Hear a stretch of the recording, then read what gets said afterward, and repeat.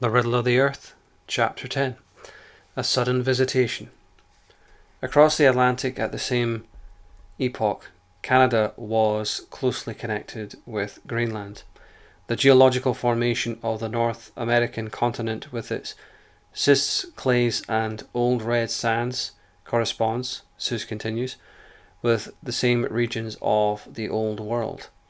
That there was a land link at some former time is proven by the fauna and flora. The mammoth, the musk ox, the elk, the red deer, and many other species of mammals, now extinct or found only in one continent, were formerly common to both. The question is what circumstances combined to cause the musk ox and Irish elk to become extinct in Europe. The mammoth on both sides. Quote, the simultaneous disappearance over vast areas of whole communities, to quote Seuss. The frozen body of an antelope has been found within the Arctic Circle, and death had been so sudden that the food in its stomach was not digested. This is from Major J. Samuels in Chambers' Journal, February 1918. This visitation was sudden, as the evidence of the antelope suggests. It was not only sudden in the sense that the animal had not even time to digest its latest meal, but it was accompanied by a sudden and phenomenal change in climate. For at the time it took place, antelopes dwelt within the Arctic Circle, and yet their presence denotes a mild and warm climate. The same principle applies to the mammoth, whose remains have been found in Canada, in the British Isles, and in Siberia. In March 1908, the Petrograd Academy of Science dispatched an expedition to excavate the remains of a mammoth discovered near Kashaya, I'm guessing that's how you say it, Kasachai,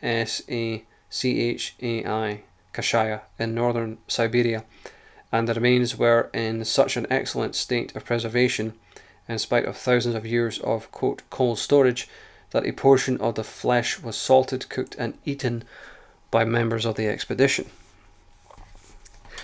A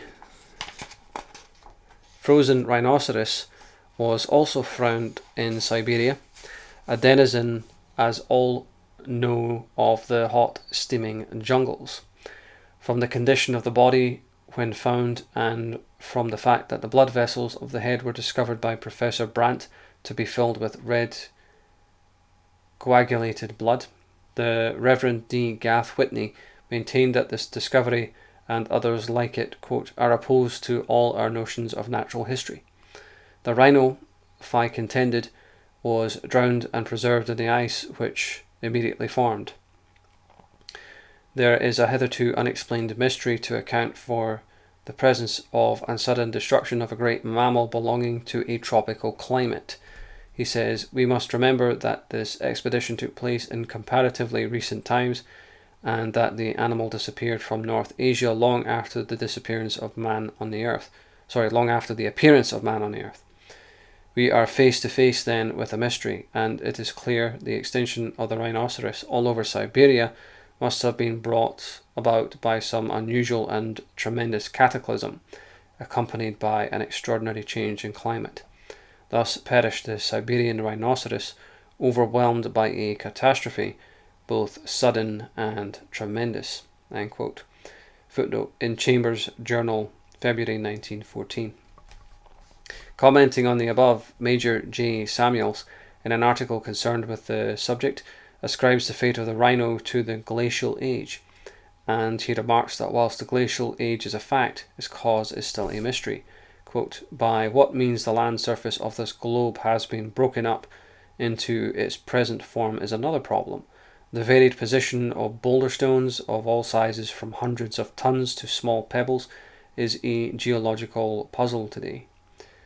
And footnote, Chambers' Journal, February 1918. Okay. The bones of the mammoth are not infrequently discovered under the drift, particularly in Scotland, where at the time he hunted the primeval forests. in an old quarry at Wood Hill, Kilmunds, Ayrshire, under the thick boulder drift, were found some years ago the relics of at least 8 mammoths, as also under the same deposits the remains of extinct species of red and fallow deer. A head and horns of a fine elk recovered from a marl pit in Perthshire are preserved in the Hunterian Museum, Glasgow, and the elephant has been found under till on the line of the Union Canal. The Reverend F. Smith, the authority for these statements, says that there is evidence of 17 or 18 different elephantoidal finds north of the Scottish border in conjunction with the Irish elk and other extinct species of the larger mammalia. All these remains are deposited either under what are called the till or boulder clay, a formation of stones and clay peculiar to the drift period. And the source for this is Reverend F. Smith, The Stone Ages.